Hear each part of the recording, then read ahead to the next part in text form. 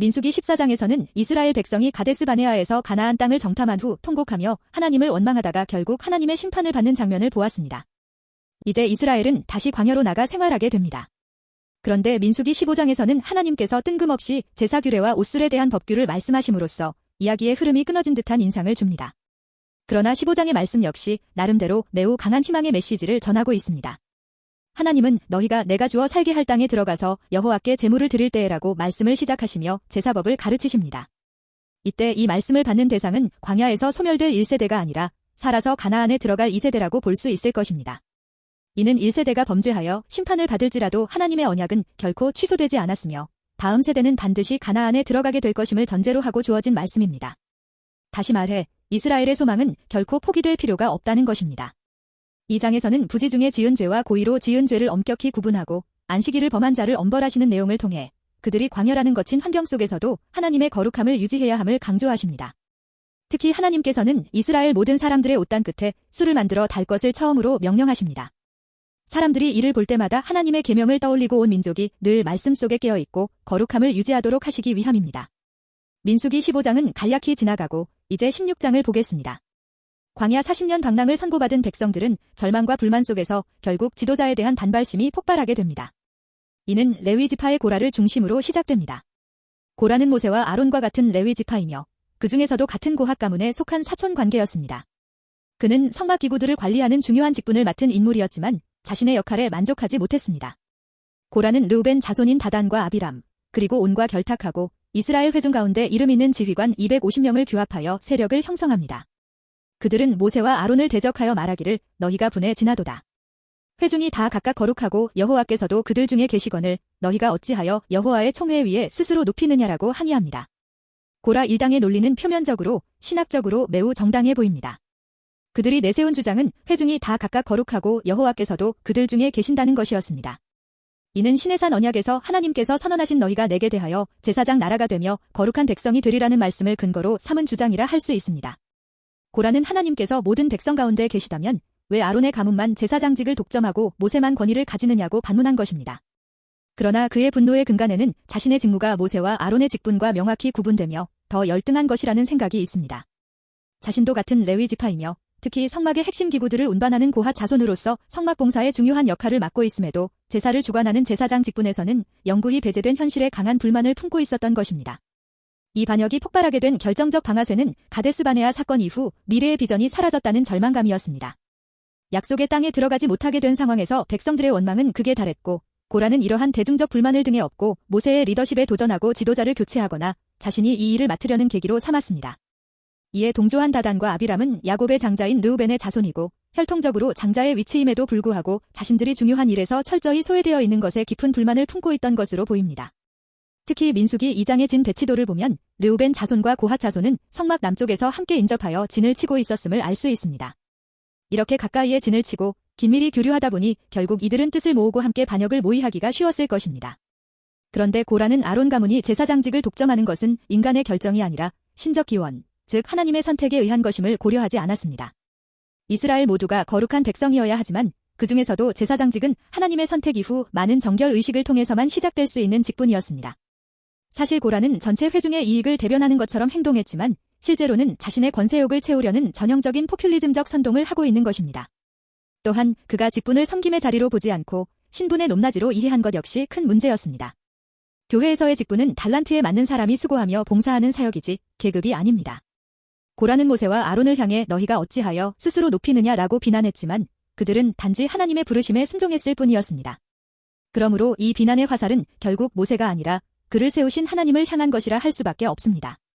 하나님이 세우신 질서를 인정하지 않는 것은 하나님의 결정보다 자신이 더 옳다고 여기는 교만함이라 할 수밖에 없는 것입니다. 고라와 그들 일당들은 250명의 지휘관을 자극하고 포섭함으로써 이를 집단적 광기로 발전시켰습니다. 이는 대중을 선동하여 제사장직을 획득할 수 있을 것이라는 어리석은 정치적 술수였습니다. 이 반역 앞에서 모세는 역시 기도로 반응합니다. 그에게 사명을 맡기신 분이 하나님이셨기에 먼저 하나님께 묻는 것이 가장 올바른 순서였기 때문입니다. 모세는 엎드려 기도한 뒤 하나님의 지시를 받고 일어나 무리에게 말합니다. 아침에 여호와께서 자기에게 속한 자가 누구인지 거룩한 자가 누구인지 보이실 것이라 합니다. 모세는 또한 고라의 영적 무지를 책망합니다. 이미 레위인으로 성막에서 봉사하는 특권을 받았음에도 제사장의 직분까지 탐내는 것은 하나님의 뜻을 거스르는 일임을 지적합니다. 하나님께서는 당신이 택하신 자를 가려내는 방식으로 사람들이 향로를 들고 여호와 앞에 나아오게 하는 방법을 택하십니다. 향로에 불을 담아 여호와 앞에 설 수 있는 권한은 오직 성별된 제사장에게만 주어진 직무였습니다. 만일 고라와 그 무리가 하나님께서 인정하신 지도자라면 하나님께서 그들의 분향을 받으실 것입니다. 그러나 하나님의 지시에 대해 르우벤 자손인 다단과 아비람은 모세의 부름조차 거부하며 극도의 완악함을 보입니다. 내가 우리를 좋은 곳에서 이끌어내어 광야에서 죽게 하고도 우리 위에 왕이 되려 하느냐라고 말함으로써 하나님의 구원 사역 자체를 부정하고 자신들의 불신앙으로 인한 광야 생활의 책임을 모세에게로 전가합니다. 다음 날 고라와 250명의 지휘관들은 각자의 향로를 들고 회막 문 앞에 섰습니다. 그때 여호와의 영광이 온 회중 가운데 나타났고 하나님께서는 이 부패한 회중을 멸하겠다고 선언하십니다. 그러나 모세는 다시 엎드려 중보기도를 드립니다. 한 사람의 죄로 인해 온 회중을 멸하지 말아달라는 간절한 간구였습니다. 하나님은 모세의 기도를 들으시고 백성들에게 명령하십니다. 고라와 다단과 아비람의 장막 사방에서 떠나라. 이는 심판의 경계선이 명확히 그어지는 순간이었습니다. 모세는 만일 여호와께서 땅을 갈라 이 사람들과 그들의 모든 소유를 삼키신다면 그것이 곧 그들이 여호와를 멸시한 증거가 될 것임을 선포합니다. 말이 끝나자마자 땅이 갈라져 고라와 다단, 아비람과 그들의 가족, 그리고 모든 소유가 땅속으로 매몰됩니다. 또한 성막 앞에서 분향하던 250명의 지휘관들은 하나님께로부터 나온 불에 타 즉사했습니다. 이 심판은 하나님의 세우신 질서를 무너뜨리려는 일이 얼마나 두려운 결과를 낳는지를 보여줍니다. 그런데 여기에 중요한 반전이 있습니다. 민수기 16장 32절에는 땅이 그 입을 열어 그들과 그들의 가족과 고라에게 속한 모든 사람과 재물을 삼켰다고 기록되어 있어 고라의 온 집안이 멸망한 것처럼 보입니다. 그러나 이후 민수기 26장 11절에서는 고라의 아들들은 죽지 아니하였더라고 기록되어 있습니다. 이는 아마도 심판 직전 모세가 이 악인들의 장막에서 떠나라고 경고했을 때 고라의 아들들이 아버지의 반역이 잘못되었음을 깨닫고 혈연보다 하나님의 명령을 우선하여 그 자리를 피했기 때문으로 보입니다.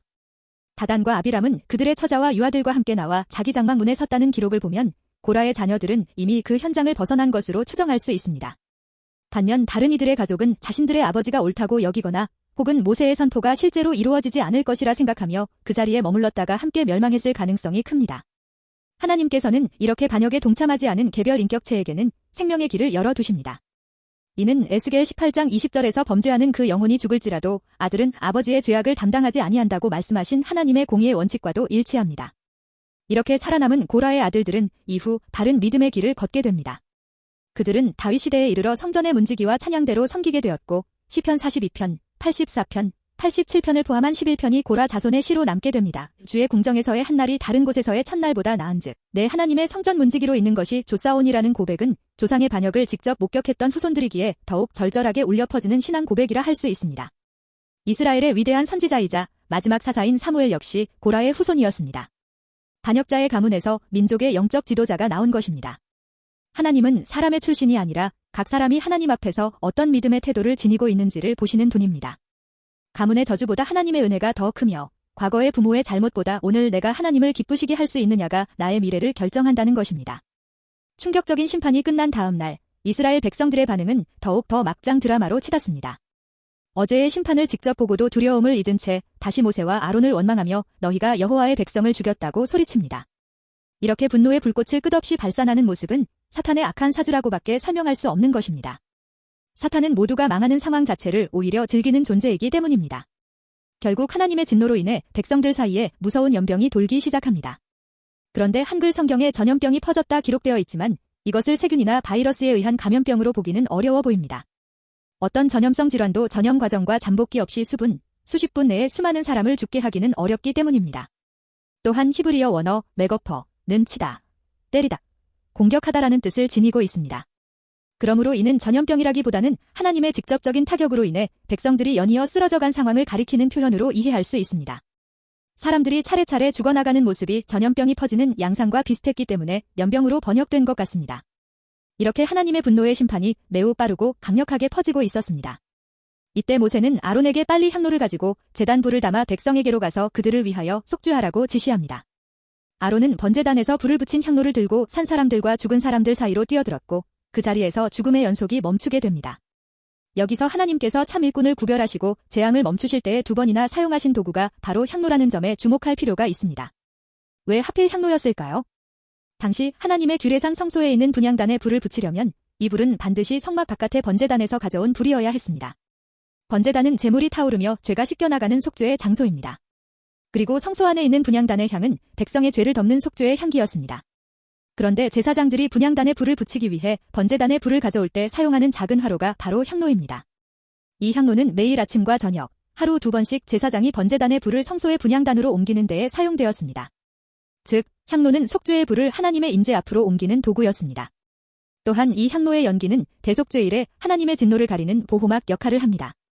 대속죄일에 대제사장이 향로를 들고 더 안쪽인 지성소에까지 들어가는데 이때 향이 타오르며 나는 연기가 언약궤 위속죄소를 덮어 죄인인 인간이 하나님의 영광을 직접 보고 죽지 않도록 보호하는 차단막이자 은혜의 가리개 역할을 하게 됩니다. 이러한 맥락에서 볼 때 아론이 향로를 들고 죽은 자와 산 자 사이에 섰을 때 재앙이 멈춘 것은 결코 마술 같은 것이 아닙니다. 향로의 연기가 하나님의 심판을 막아주고 그 안에 있는 사람들을 보호하는 이동식 속죄소가 되었기 때문입니다. 성경 전체에서 향로로부터 끊임없이 올라가는 연기는 성도의 기도를 상징합니다. 따라서 아론이 향로를 들고 간 장면은 중보기도의 본질을 드러내는 사건입니다. 이 장면에서는 두 종류의 향로, 곧 불법적인 향로와 거룩한 향로가 극명하게 대비됩니다. 고라의 향로는 인간의 야망과 탐욕, 스스로를 높이려는 인본주의적 욕망이 담긴 그릇이었습니다. 반면 아론의 향로는 희생적 중보의 기도가 담긴 그릇이었습니다. 하나님께서는 아론의 향로를 통해서만 재앙을 멈추어 주심으로써 인간이 스스로 취한 권위는 패망을 낳지만 하나님의 질서에 순종하며 드리는 참된 중보의 기도는 생명을 살린다는 사실을 온 회중 앞에 분명히 보여주셨습니다. 이는 또한 훗날 인류의 죄라는 전염병을 막기 위해 하늘과 땅 사이의 십자가에서 자신의 몸을 단번에 속죄 제물로 드리신 예수 그리스도의 사역을 예표하는 장면이기도 합니다. 구약은 이렇게 사건과 이야기를 통해 끊임없이 그리스도를 가리키고 있는 것입니다. 이날 연병으로 죽은 사람은 14,700명에 달했습니다. 이 숫자는 민수기 16장이 단순한 권력 다툼의 이야기가 아님을 분명히 보여줍니다. 이 장에서 은사는 서열이나 지위가 아니라는 사실을 분명히 가르쳐줍니다. 고라는 자신이 맡은 봉사의 직무를 아론의 직분보다 낮은 것으로 여겼습니다. 그러나 하나님 앞에서는 높고 낮은 자리가 따로 있는 것이 아니라 하나님께서 각 사람에게 맡기신 자리가 가장 복된 자리입니다. 그러므로 우리는 하나님께서 내게 맡기신 자리의 의미를 깨닫고 그 자리를 감사함으로 감당하며 살아가야 합니다. 모세는 위기의 순간마다 엎드렸습니다. 그리고 우리가 엎드릴 때 하나님께서 일하십니다. 또한 아론이 죽어가는 백성들 사이로 뛰어들어 향로를 들고 섰던 것처럼 오늘을 살아가는 우리는 비난과 분노로 가득한 세상 속에서 사람들을 정죄하기보다 그들을 위해 기도하며 생명을 살리는 죽은 자와 산 자 사이의 중보자로 살아가야 할 것입니다.